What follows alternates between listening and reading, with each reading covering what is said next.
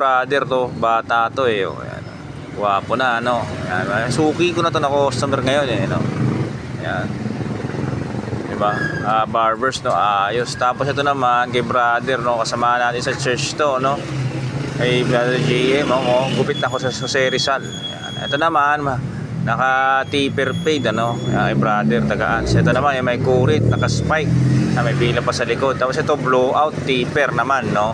Kay brother na soltero rin, no.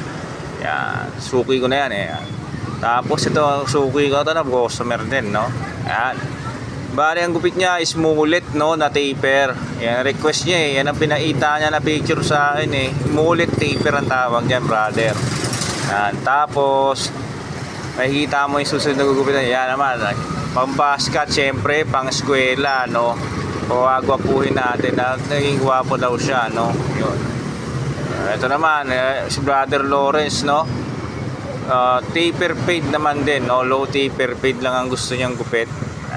Nakatrim yung ibabaw kasi masyado na mahaba, syempre. Tawa-tawa pa siya, no. Ayan. Tapos syempre ito kay bro. Duko. Tunga. Iya. Ngiti ka naman.